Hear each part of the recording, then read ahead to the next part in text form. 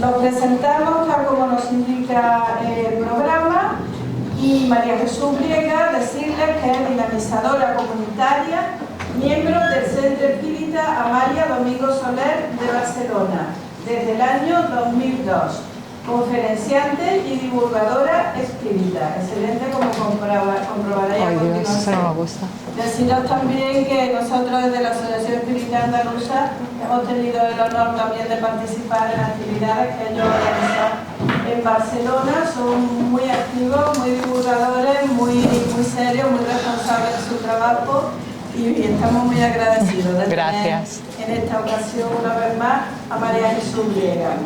En cuanto a Pedro Javier Cabrera, es maestro de educación especial, diplomado en pedagogía terapéutica, formación específica sobre diversidad funcional, trastornos graves del comportamiento, hiperactividad y autismo infantil, integrante del grupo de estudios del espiritismo de la Costa del Sol, Marbella y Fuengirola, cantautor dedicado especialmente al público infantil con 3 discos publicados, cantautor espírita con canciones dedicadas a Allan Kardec y Amalia Domingo Soler, entre otras. En 2010 funda el grupo de estudios espíritas Entre Dos Mundos, en la ciudad autónoma de Ceuta. Ha sido colaborador activo durante 4 años de la Comisión de Infancia y Juventud de la Federación Espírita Española y es simpatizante y cooperador de la Asociación Espírita Andaluza Amalia Domingo Soler, lo cual nos honra, nos honra. A mí también. Así que Pedro Javier, eres uno más, somos todos somos uno somos todos. Como veis, aquí lo tenemos y nos van a hablar, ya le hemos dicho, el título, ¿verdad?, del panel sobre sobre la muerte como propuesta para la comprensión de la realidad de la vida. Los subtítulos, por orden va a iniciar el panel María Jesús y va a hablar de la muerte compañera de vida.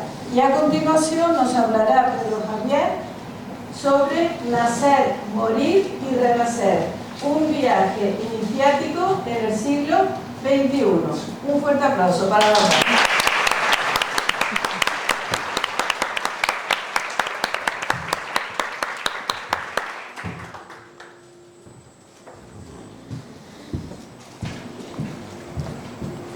Buenos días a todos. No sé si está, creo que no. ¿No se oye? Bueno, se oirá. ¿Permites? Y tanto. ¿Se oye o qué? Sí, sí que se oye. ¿No se oye? ¿En serio? Hola, ahora sí, ¿verdad? Pues muy buenos días a todos, a todas. Y antes de nada, pues agradecer a Mercedes, como siempre, con el corazón bien expandido, bien grande. A Antonio, a todas las personas pues, que han organizado este congreso. Y también agradecer pues, a Rosa por este 20º Simposium Internacional que también nos ha regalado. Y ahora sí, vamos a empezar y gracias a cada uno también por vuestra presencia, porque para mí también es muy importante poder aprender de todos y de todas, que para eso estamos principalmente, para aprender. Vamos a hablar, en principio tenemos aquí la presentación sin ningún título, porque dicen que más vale una imagen que 1000 palabras, por lo tanto, esta imagen representa un poquito la sociedad actual, en la que normalmente, y hablo un poquito a nivel general, pues damos la espalda a la muerte. Estamos totalmente, no nos enfrentamos a ella, le damos la espalda, nos giramos como si fuera totalmente ajena a nosotros, como es un tema que no va con nosotros, que parece que todos se mueren, se van muriendo y van muriendo personas, conocidos, familiares, compañeros de trabajo, y nosotros nos quedamos ahí y nos seguimos sorprendiendo cuando hay personas que incluso están ya en final de vida y se mueren. ¿Cómo es posible, no? Pues para morirse solo hace falta estar vivo. Y es esto un poquito la representación de esta sociedad en que nos cuesta todavía hablar de una manera natural de la muerte, como ese proceso tan natural que es la muerte, como es el proceso también del nacimiento.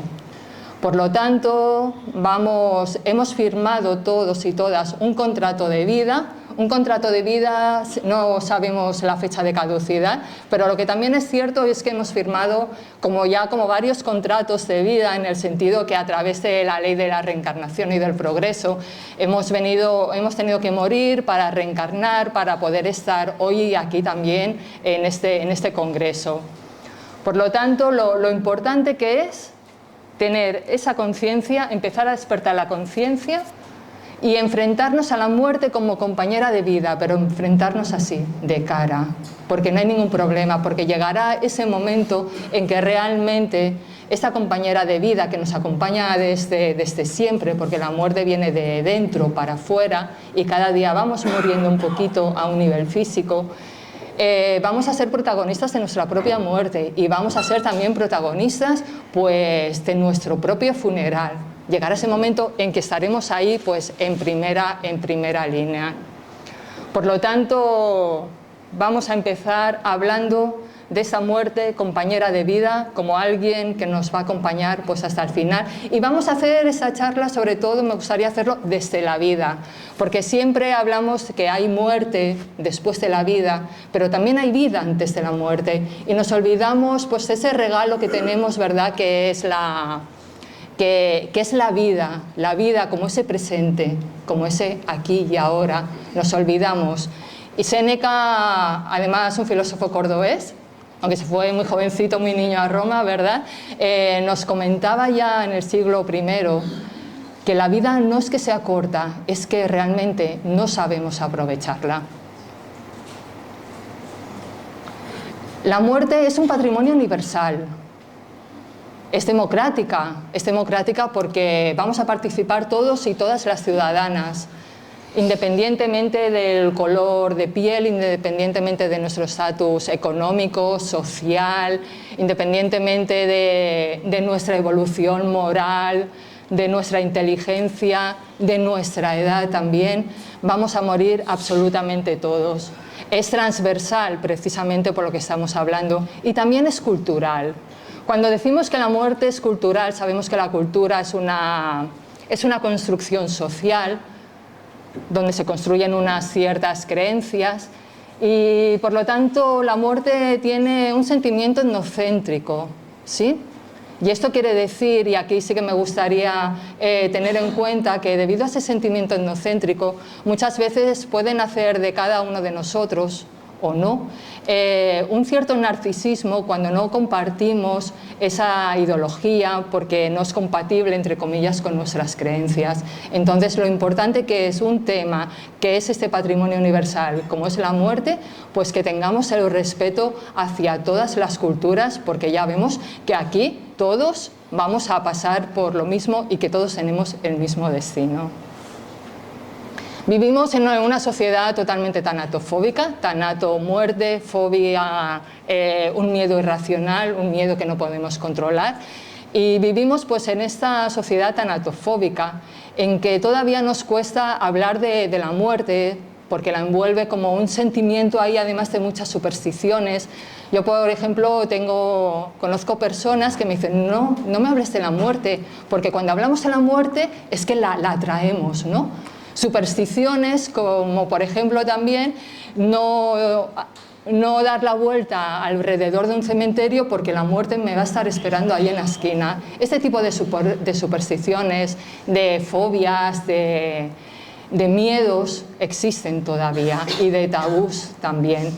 Esta tanatofobia pues, puede venir bien pues, por duelos que no han sido sanados, por miedos aprendidos que podemos llegar a desaprender, como veremos, y principalmente también pues, por tabús culturales y sociales.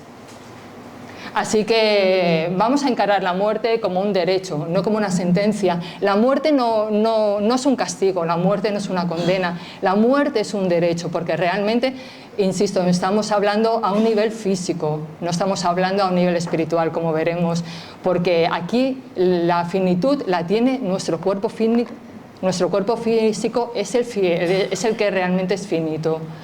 Nosotros, como seres humanos, como espíritus que somos, hemos venido para trascender. Es muy diferente la muerte física que la trascendencia, la evolución como espíritus. Y tabú, pues el origen de la palabra tabú es polinesio y significa prohibido hablar pues, de temas relacionados con la religión, con las supersticiones o con otros. Entonces estamos todavía ahí con ese tabú que tenemos que ir superando e integrando, como digo, pues, este concepto de la muerte como nuestra compañera. Perspectiva de la muerte, donde el camino es más importante que la meta. ¿Para dónde quiero ir? ¿Para qué?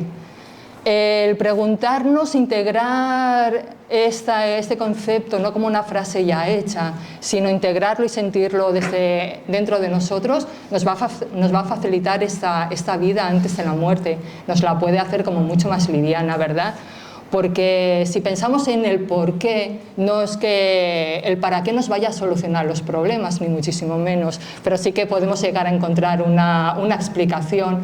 Pero si caemos en el por qué, podemos caer en un círculo, en un bucle que no vamos a saber salir, en un laberinto mental que es complicado salir de él. ¿Para qué? Y eso nos lo enseña también el espiritismo con todas las explicaciones y con todo el conocimiento que nos da a nivel, digamos, de quiénes somos y para dónde vamos, como decía esta mañana Mercedes. Y claro, cada existencia vamos escribiendo cada uno de nosotros, de nosotras, nuestro propio libro de vida. Tenemos muchas páginas en blanco por escribir y vamos reconstruyendo nuestra autobiografía, porque nuestro libro de vida es nuestra propia autobiografía. Son nuestras vivencias, nuestras conquistas, nuestras carencias y no es el principio, morir no es el final, son comas en el libro de la vida. Y en la reencarnación actual, como decía, continuamos escribiendo. Porque el proceso de morir, como decíamos, es el mismo proceso natural que el proceso de vivir. Pero sí que es verdad que vamos a tener pues, como diferentes percepciones dependiendo de la época y de la edad vital en que nos encontremos. No es lo mismo la percepción de la muerte que pueda tener un adolescente de 15 años como una persona con 80 años, por ejemplo. Y ya no hablamos de tercera edad, hablamos ya de cuarta edad, porque cada vez la edad se amplía más a nivel de vida, cada vez morimos más tarde, ¿sí? Siempre hablo físicamente. Sabemos que todos tenemos dos esferas, tenemos una esfera privada, tenemos una esfera pública. La esfera privada está compuesta por la vida afectiva, la vida familiar, nuestros hobbies, nuestros amigos, y la esfera privada, pues la esfera pública sería pues la parte, digamos, educacional, profesional, y normalmente dedicamos mucho tiempo a la privada, a la pública, perdón, a los estudios, a reuniones de trabajo, a las formaciones, y sobre todo está comprobado además que personas que están en un proceso de final de vida, cuando llegan ya a ese punto de final de vida, se arrepienten de no haber dedicado más tiempo a la familia, de no haber dedicado más tiempo a sus aficiones, de haber vivido incluso pues, su propia vida, pero como si hubiera sido la vida de los demás. Ya no hablamos de caridad,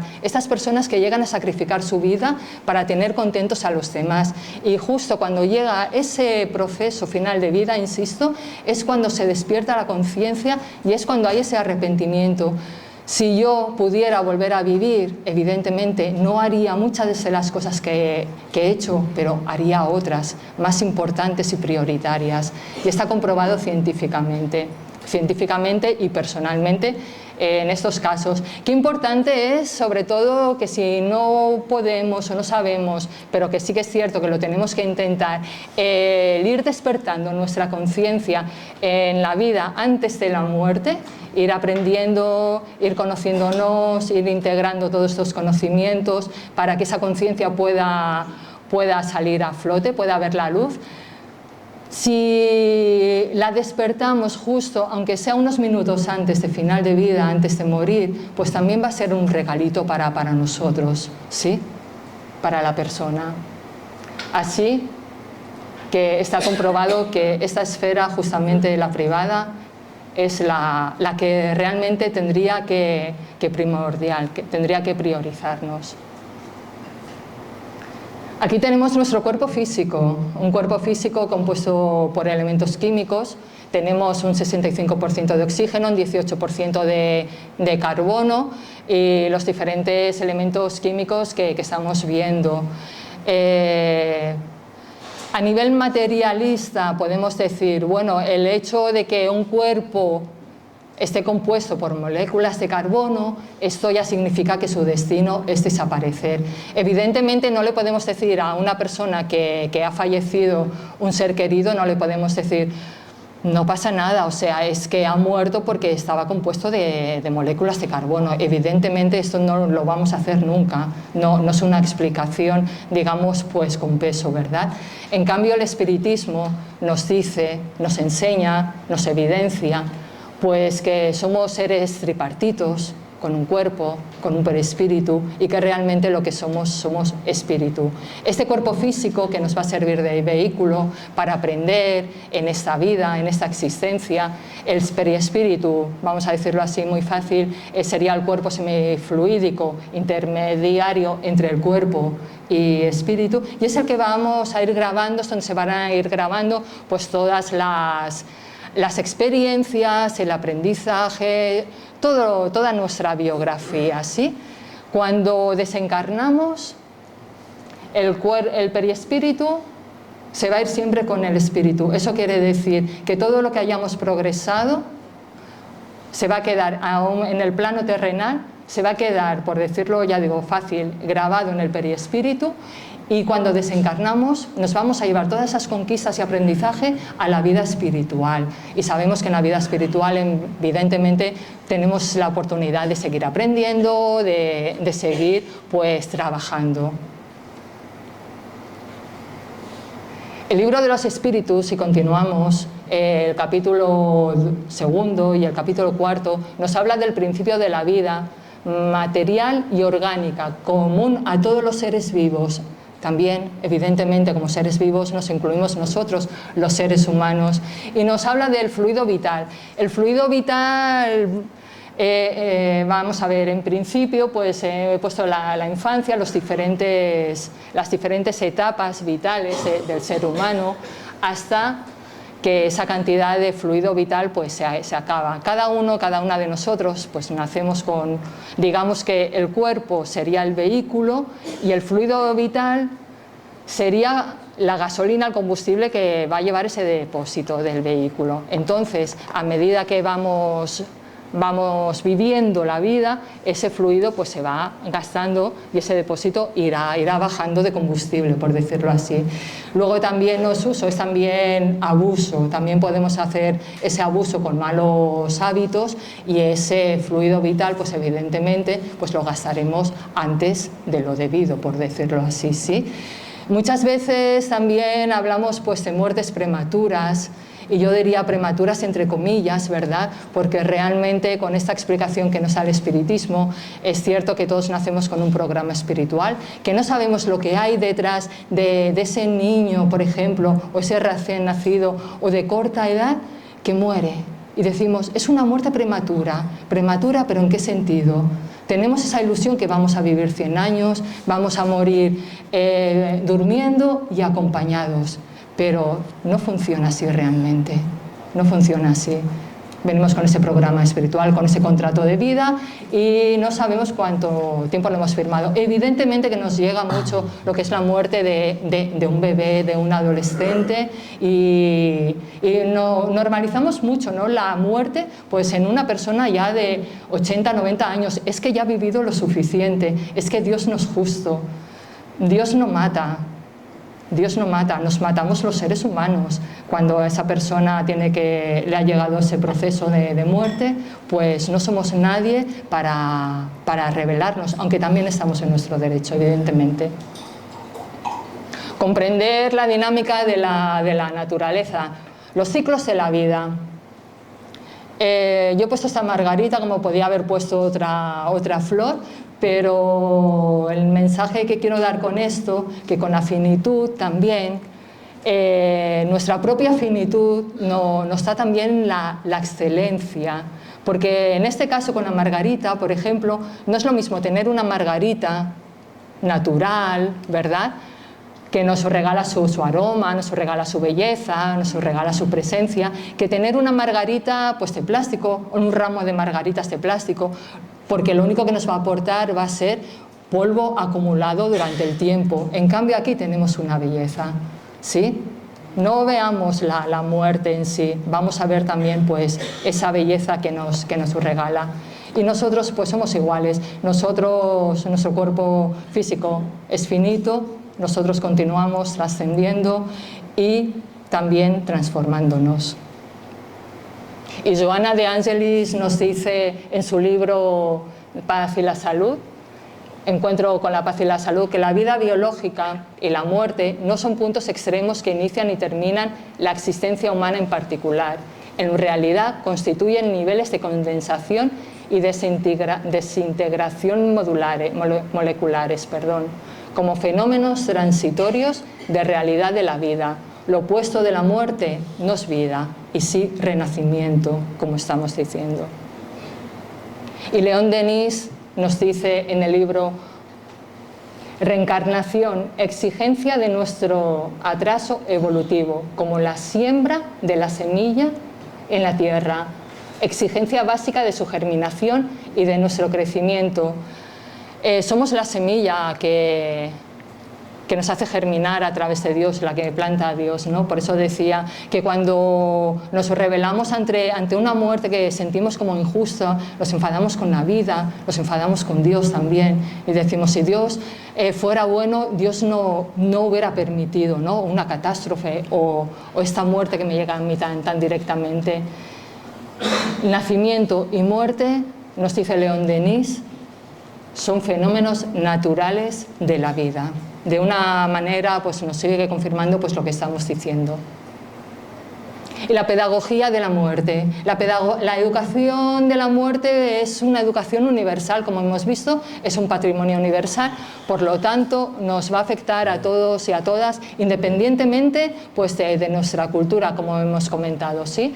Y la pedagogía de la muerte pues, abarca la educación en valores, y esto significa también el respeto por los derechos humanos, la diversidad, la inclusión, la adaptación, la creatividad tan importante. Cómo podemos trabajar el tema de la muerte con danza, con música, con escritura.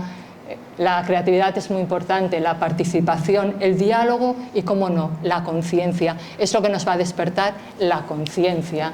Y también esta pedagogía por la muerte educa en áreas como el sentimiento y duelo como ese dolor moral, el recuerdo de ese ser querido que físicamente no está con nosotros, pero que sigue estando, el silencio interior, el descanso, la oración y la conciencia de nuevo. Me gustaría comentar que, ya que hemos hablado que la muerte continúa siendo un tabú, es cierto que se ha introducido en el sistema educativo, en la institución pública, lo que es la educación en valores, la educación en medio ambiente, incluso la educación sexual, que hace unos años atrás también era tabú. La muerte en colegios, en institutos, se nos ha vuelto a quedar fuera. O sea, un niño que viva un duelo, un docente, un profesor, no va a saber cómo gestionar este duelo y cómo tratar a este niño, por ejemplo. No se habla, incluso, y con todo el respeto, no solo en colegios e institutos, yo me atrevo a decir también que se queda fuera en las facultades de medicina, porque a los médicos se les enseña a sanar, a curar, a salvar vidas. Personas, final de vida, están medicalizadas con sondas, con vías, cuando sabemos que es un proceso natural en que nos vamos degenerando y seguimos ahí intentando salvar una vida que no hay manera, y seguimos ahí pues medicalizando la muerte, entre otras cosas. A lo mejor no viene al caso, ¿no? Pero simplemente como sigue siendo ese tema tabú y seguimos todavía dándole la espalda, y esta charla más que nada es una invitación a enfrentarnos, a mirarla y hacernos amigas de ella como parte de nuestra compañera de vida. Y en momentos de conciencia nos dice Joana de Angelis que la conciencia de la muerte, como las consecuentes acciones preparatorias para la transferencia, favorece al ser con armonía interior y seguridad personal. El instinto del hombre es desafiar por la memoria de muerte, así como su convivencia en la vida cotidiana. Para él, la fase aproximada tiene el sentido de permanencia, dictando el conocimiento de la realidad que él rehúsa aceptar, aunque el fenómeno biológico de las transformaciones celulares ocurra en cada momento. Cada día morimos, lo que decimos, o sea, además existe la genética humana, que está comprobado pues, que existe esa programación de célula, de muerte celular, ¿no? Entonces sería imposible que nuestro cuerpo, con nuestra composición a nivel físico-biológico, pudiéramos vivir 200 años, porque es que nos convertiríamos verdaderos monstruos, ¿eh? A nivel de tumores y a nivel... No estamos preparados.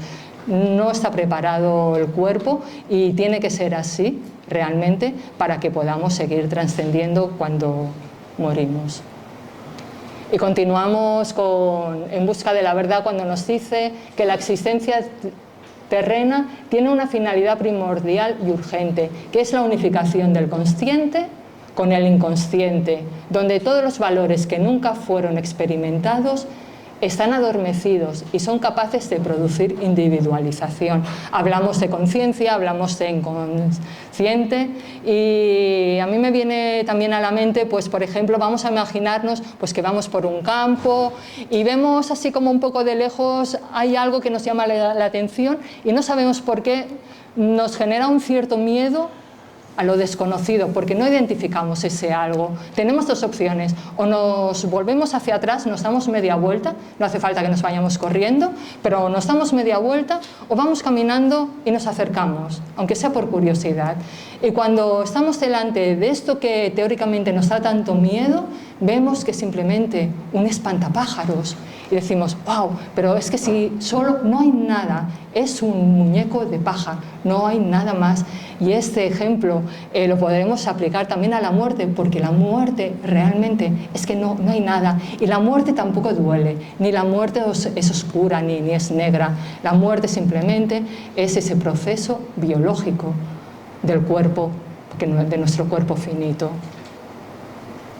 Así que lo importante que es ir abriendo esa conciencia, ir despertando esa conciencia, porque cuanto antes lo hagamos, pues nos va a dar también ese buen vivir que comentaba ayer también John, para tener también un buen morir, porque está muy relacionado la calidad de vida que hayamos llevado, la perspectiva que tengamos de la vida, la sabiduría que vayamos adquiriendo, la alegría, nos va a ayudar también pues, a morir bien. El buen morir.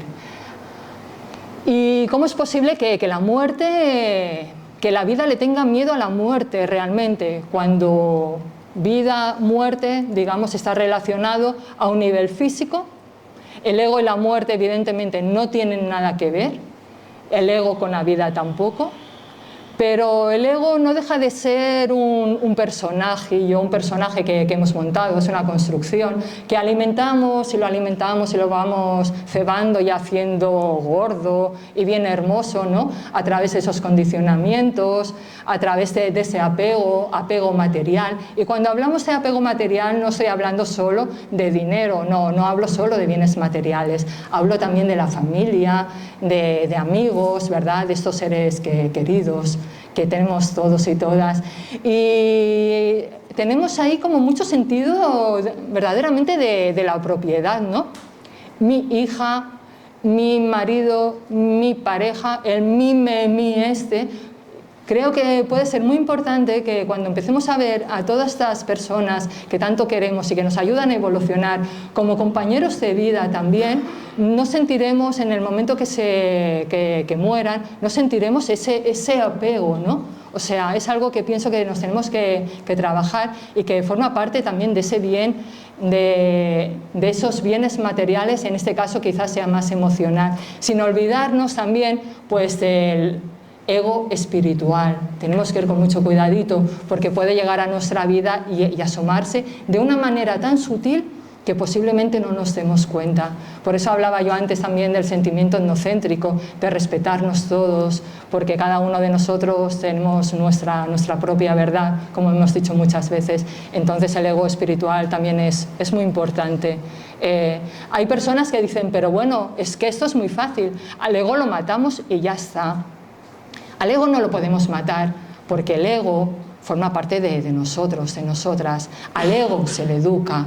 Y al miedo también lo podemos educar. Es educarlo y dejar de engordarle. Es con la comparativa un poquito, digamos, cuando una madre está en el parto porque el bebé está a punto de nacer, porque es su hora, porque le toca ya dar a luz y nacer, y nos imaginamos a la madre en la sala de partos que diga, hey, hijo, venga, tú para adentro.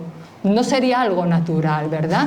Pues a medida que vamos educando al ego a través de nuestro conocimiento y nuestros estudios, lo que vamos a hacer también es que la conciencia pueda ver la luz, porque la conciencia, cuanta más visibilidad tenga y más luz tenga, por decirlo de algún modo, más fácil va a ser todo y vamos a tener más entendimiento, más comprensión, caminaremos como mucho más ligeros, porque realmente nos merecemos todos y todas a caminar y a andar ligeros. Llevamos demasiado peso en nuestra espalda, tenemos que evitar y sanar conflictos con nosotros mismos, con las personas de nuestro alrededor. ¿Para qué? Cuando realmente lo que merecemos es ser felices y tener preparada la maleta. La maleta la tenemos que tener preparada cuando la muerte venga a buscarnos, que llegará algún día. Yo hablo así, pero yo tampoco tengo ninguna prisa para que llegue, ninguna prisa.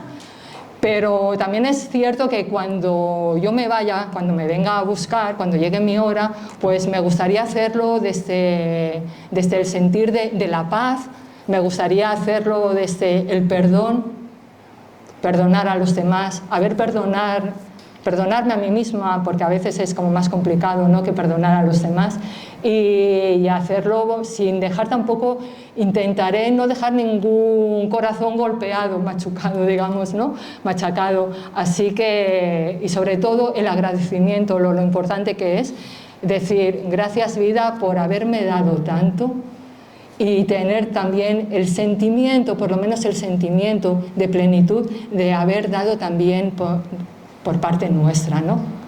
Para que esa biografía que dejamos aquí como legado, porque nos vamos a adelantar a muchas personas, como otras personas se han adelantado ya a nosotros, dejar ese legado, esa autobiografía, y que nos recuerden pues con cariñito, ¿verdad?, con alegría, que dejemos la rabia atrás y que tengamos siempre la maleta preparada, pero que eso lo tenemos que hacer despertando y abriendo nuestra conciencia, diciéndole a nuestra compañera de vida, hola, vamos juntas en el camino, estamos juntas, somos realmente una, nacemos ya integrando esta muerte, porque la muerte, insisto, viene de dentro para afuera.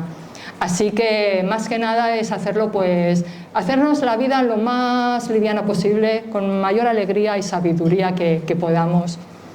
Y esto no es otra cosa, como decía, que trascender el ego, que es la ley del progreso. Estamos hablando de una ley natural, que es el progreso. Trascender. Hemos venido a trascender, no a morir. Y como nos dice el Espíritu de verdad, nacer, morir, renacer aún y progresar siempre. Tal es la ley. Y me gustaría acabar, antes de dar paso a Pedro. ¿Qué ha pasado? ¿Ha faltado una diapositiva? Bueno. Tu favorita. Mi favorita. No pasa nada. Quería hacer un guiño a Elizabeth Kubler-Ross, que sabemos que fue como pionera de acompañante de final de vida, porque tal como dice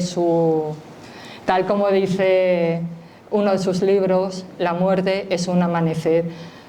Lo único que habíamos puesto aquí, pues en diferentes idiomas y tal, pero nos quedamos con esto, nos quedamos con el mensaje sobre todo que hemos venido a trascender, de lo importante que es enfrentarnos a la muerte como un proceso de vida biológico importante, pues lo que he dicho y no vamos a repetir, verla de una manera natural, como lo que es, porque nosotros vamos a continuar, pero aprendamos a vivir la vida antes de la muerte, importantísimo, para que no nos arrepintamos luego absolutamente de nada. Y luego pues vamos a continuar viviendo después de la muerte. Así que muchas gracias a todos y a todas.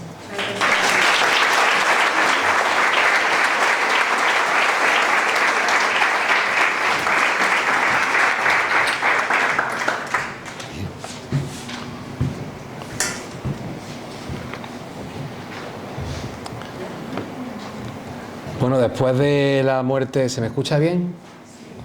Después de la muerte compañera de vida que nos ha explicado María Jesús, ya hemos muerto todos, ¿no? Pero en realidad no hemos muerto nadie. Pasamos al plano espiritual, donde hacemos una especie de recapitulación y de alguna manera para volver, ¿no?, a hacer un nuevo viaje iniciático. Un viaje iniciático... Un viaje iniciático es una travesía en la que nos embarcamos en un proceso de transformación profunda, enfrentando desafíos, superando pruebas y adquiriendo conocimientos esenciales que nos conducen a un nuevo nivel de comprensión y madurez.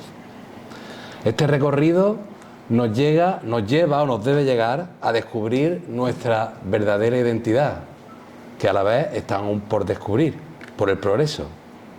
Nuestro nuevo propósito, y lo más importante de un viaje iniciático es que marca un antes y un después en nuestra vida. Así, encarnados o desencarnados, porque porque seguimos vivos en los dos lados, tenemos que tener esa conciencia de marcar un antes y un después ante los acontecimientos relevantes que nos van ocurriendo. Un viaje iniciático es un autodescubrimiento, es una autocreación. A menudo impulsados por un anhelo profundo o una crisis personal como la muerte. Nos adentramos en lo desconocido para confrontar miedos, descubrir verdades ocultas, reconectar con nuestra esencia más auténtica. Es un camino lleno de pruebas y de revelaciones, donde cada paso nos debe de llevar a nuestro propio corazón. Un objetivo iniciático que tenemos que tener en nuestra existencia corporal, que nuestro perispíritu, cuando terminemos al desencarnar, se vuelva más liviano. Como decía nuestro paisano Antonio Machado, y cuando llegue el día del último viaje y esté a partir la nave que nunca ha de tornar, me encontraréis a bordo, ligero de equipaje, casi desnudo como los hijos de la mar. Casi desnudo como los hijos de la mar. Así, nuestro perispíritu debe ser de habernos desprendido de cosas superfluas, para podernos, de alguna manera, metafóricamente o no, movernos mejor por el espacio, en esa pluralidad de mundos habitados que es una de las bases del espiritismo. Reencarnamos en una tierra que nadie nos ha prometido. Actualmente, en el siglo XXI, hay estudios científicos que hablan de la reencarnación. Aquí señalo algunos de ellos, muy interesantes, también han sido criticados, pero también tenemos que reconocer que la ciencia actualmente en el siglo XXI no se ha postulado oficialmente a favor de la reencarnación como se postula a favor de la ley de gravedad. Y esto es interesante para nosotros, porque eso nos invita a seguir investigando, a seguir demostrando, a seguir estudiando, porque en el espiritismo somos ante todo buscadores de la verdad. Y hasta que se va llegando a la verdad, pues hay muchos caminos. En el siglo XXI nos encontramos, cuando reencarnamos aquí actualmente, en un contexto donde la revolución científica ha aumentado la esperanza de vida. Pero la felicidad sigue amenazada por riesgos globales, como armas nucleares o la inteligencia artificial malintencionada. Lo del progreso es una paradoja. El mundo está fatal y estamos mejor que nunca.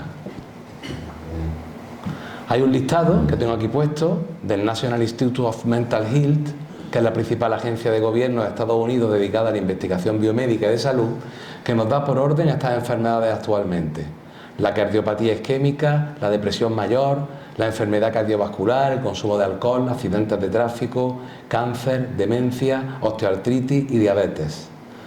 A medida que envejezca la población mundial y se erradiquen enfermedades infecciosas, los cuadros psiquiátricos y neurológicos irán en aumento y podrán llegar a representar el 15% de las enfermedades globales. Por lo tanto, nos encontramos con el problema de la salud mental y de la depresión. Tenemos dos desafíos importantes en el siglo XXI, uno interno y otro externo. El interno, nuestra búsqueda de la felicidad por estar aquí mejor, y el externo, actualmente, los desafíos tan espectaculares que vienen y que están viniendo con la revolución de la inteligencia artificial. Respecto al primer desafío interno, la búsqueda de la felicidad, hay un libro muy interesante del catalán Eduardo Punset que se llama Viaje a la felicidad y que da 4 pistas muy interesantes para este viaje a la felicidad. La primera pista, que la felicidad no es un estado constante, sino una serie de momentos efímeros. La segunda pista, que la felicidad no está en el logro, sino en la búsqueda. Él contaba el ejemplo de su perrita y cuando le ponía ese plato de comida empezaba a mover el rabo y cuando empezaba a comer se había acabado ya todo. Entonces es muy interesante esto de pensar de la búsqueda, porque vamos buscando nuestros deseos, vamos buscando nuestros sueños y ese sí es camino hacia la felicidad.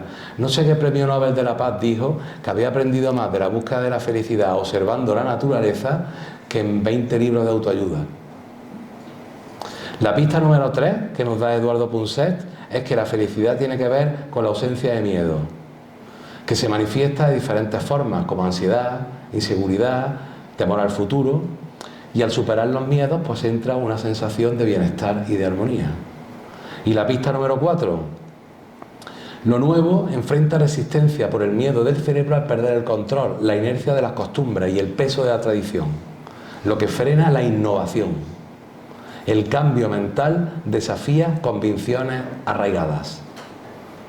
Hay una frase muy bonita que dice: el deseo es la madre del pensamiento y el miedo es la madre del suceso. El miedo puede hacer que suceda lo que tememos.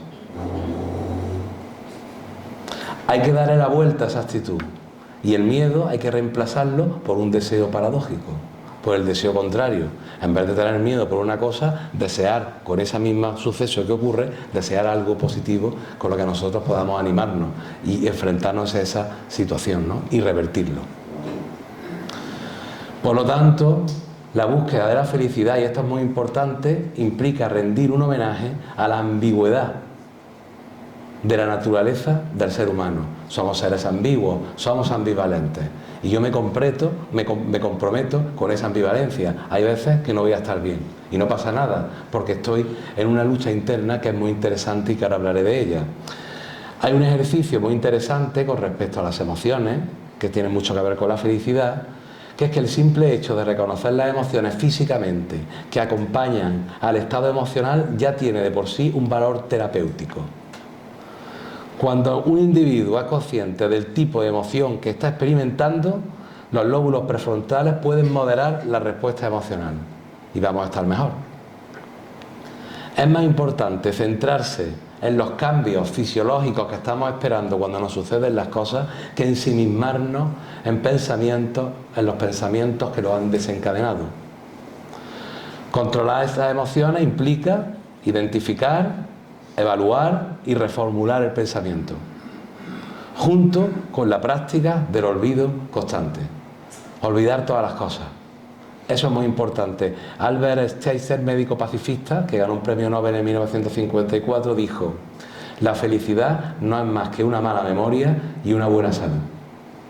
Ahí tenemos el regalo del olvido, en la reencarnación, para poder vincularnos con las personas sin tener equivocaciones que hemos tenido que nos perjudican. El segundo desafío, a nivel externo, en el siglo XXI, la inteligencia artificial. Actualmente, la inteligencia artificial abre paso a interesantísimos debates.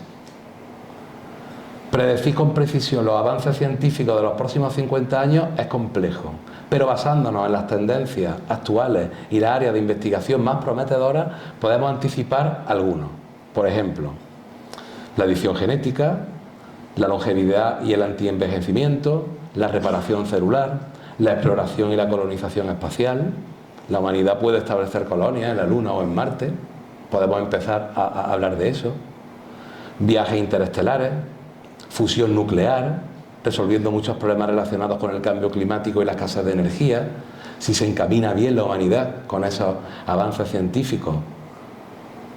Avances de energía renovable, nanomáquinas médicas, nanorobots que circulan por el cuerpo para reparar daños celulares, administrar medicamentos directamente a células afectadas, materiales inteligentes que pueden transformar la ingeniería, la construcción y la manufactura, interfaz cerebro-computadora, potenciando capacidades cognitivas humanas, mapeo y codificación del cerebro para tratar enfermedades neurológicas, mejorar la memoria e incluso influir en emociones y pensamientos, producción de carne sintética y derechos de la inteligencia artificial, los derechos de las máquinas y su estatus en la sociedad.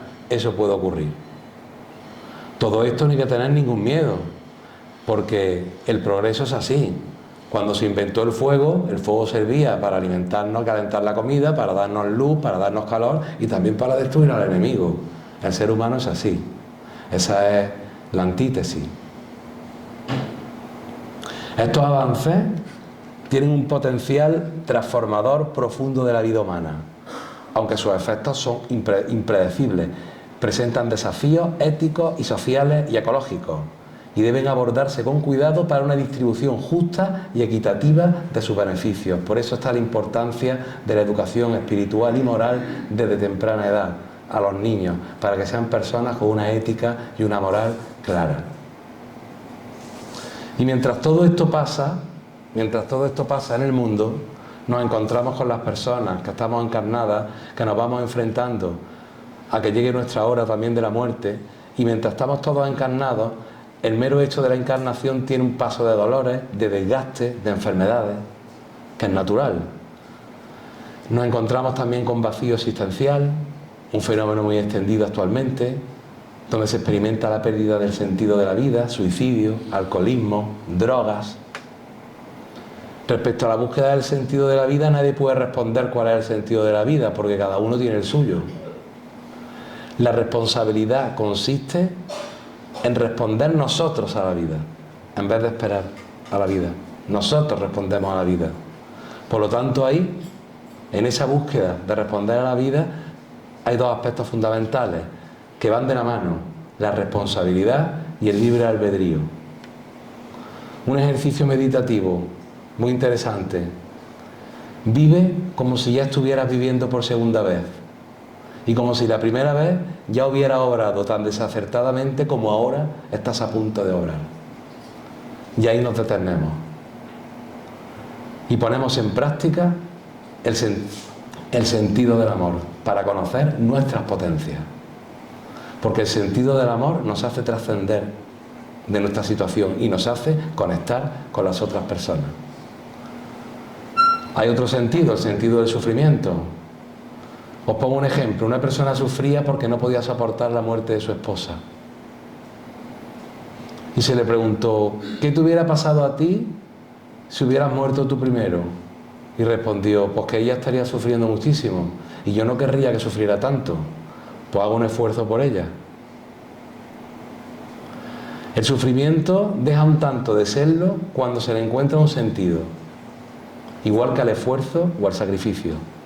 La infelicidad, de alguna manera, que todos tenemos, es un desajuste.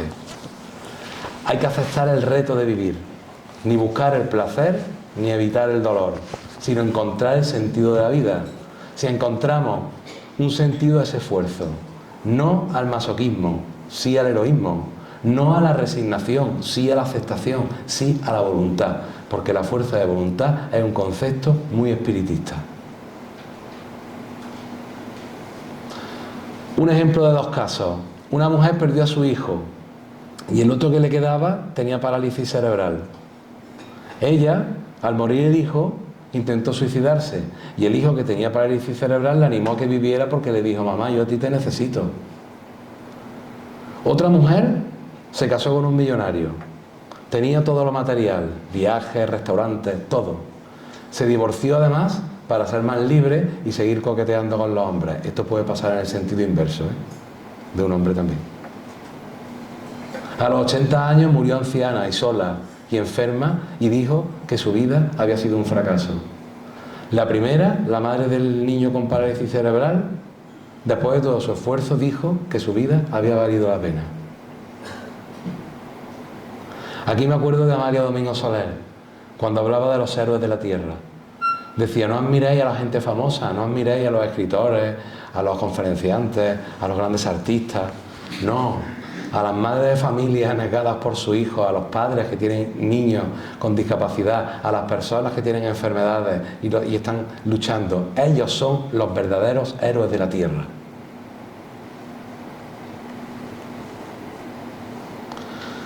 Por lo tanto, para el progreso hace falta un cambio interior, y ese cambio interior necesita de una competición interna entre el conflicto y la meta no egoísta. Y en la distancia entre los dos, entre el conflicto que nos sucede y la meta no egoísta que buscamos, en esa distancia es la que vamos trabajando. Decidimos cómo va a ser el minuto siguiente, porque somos seres autotrascendentes. La libertad es la mitad de la verdad, la otra mitad es la responsabilidad. La libertad es peligrosa cuando se vive sin responsabilidad. Como la existencia es provisional, su duración se desconoce. Por lo tanto, el tiempo tenemos que retrasarlo para que nos cunda más, vivir más despacio y vivimos más. El tiempo a largo plazo es muy rápido, pero a corto plazo es más lento. Humanizar nuestras relaciones, identificarnos con los problemas ajenos, para hacer el camino, la magia de la autocreación en el ahora. La importancia de la tensión y la conflictividad en la vida humana para encontrar un propósito. El sufrimiento, cuando está relacionado con la frustración existencial, puede ser un logro humano, ya que nos impulsa a buscar un sentido, a buscar un significado. La angustia espiritual no debe confundirse con una enfermedad mental, sino que puede ser una oportunidad para nuestro crecimiento personal. En esos momentos, lo esencial no es eliminar las tensiones, sino encontrar una meta que valga la pena luchar por ella. Esta tensión, lejos de ser algo negativo, es lo que mantiene a las personas orientadas, motivadas, y es similar a la presión que usan los arquitectos para soportar y mantener estables los arcos. Esa tensión no tiene que ser negativa, tenemos que aprender a vivir con ella, porque es lo que nos está impulsando. Las personas debemos asumir una carga que dé dirección y propósito a nuestra vida, sin miedo a las tensiones que esta carga conlleva. Esto es muy difícil. Esto es muy fácil decirlo aquí y muy difícil cuando nos va pasando. Pero tenemos que conocer esto para poder ponerlo en práctica en esos momentos. Y para ello, uno de los trucos de la vida es la práctica del agradecimiento. El agradecimiento que no es: si tú me das, yo te doy. Porque aquellos que esperan retorno suelen mostrar inmadurez e inestabilidad emocional. La verdadera gratitud no genera decepciones ni quejas porque no espera respuesta. El objetivo es superar todos nuestros niveles primitivos que cada uno tenemos integrado y que también traemos de vidas pasadas. Los conflictos de otras existencias forman parte de nuestro ego actual, inseguro, que esperamos. Cuando yo renuncio a algo, soy libre y estoy eligiendo renunciar a esto por esto. Cuando se hace algo y se espera gratitud, aparece la decepción. Por eso muchas veces nos decepcionamos. Es que yo esperaba que... Es que yo hice esto y... Si no esperabas nada, no te decepcionas. El que espera reconocimiento encuentra encarcelamiento. Es un bonito pareado. Cuando alguien consigue brindar la gratitud con espontaneidad y sin vanagloria, produce un clima psíquico de armonía muy bonito para todos. La gratitud tiene que transformarse en un hábito natural de las personas. Y para conseguirla hay que entrenarla. Porque nadie nace con ese hábito. Jesús propuso, por ejemplo, el amor a los adversarios.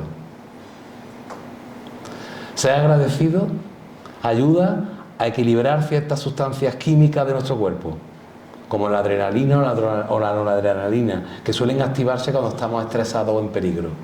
El cortisol, otra hormona, ayuda a controlar estas sustancias para evitar que se desborden y causen problemas como cambios en los niveles de azúcar de la sangre o alteraciones del ritmo cardíaco, que son comunes cuando sentimos emociones negativas como el miedo, la ira o la ansiedad.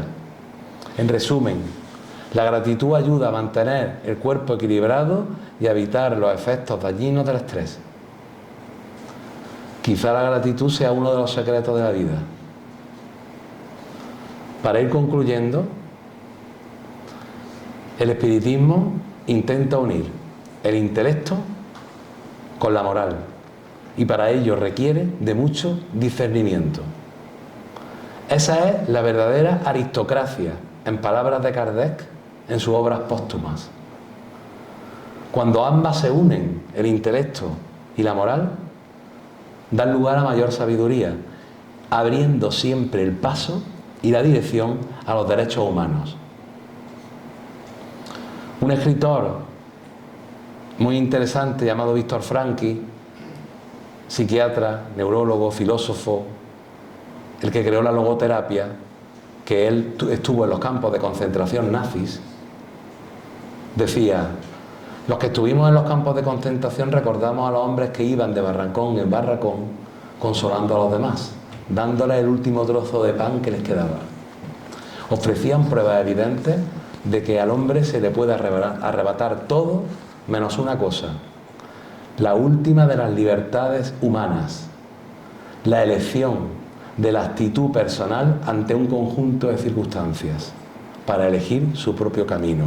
Eso nadie nos lo puede arrebatar. ¿Qué somos los espíritus?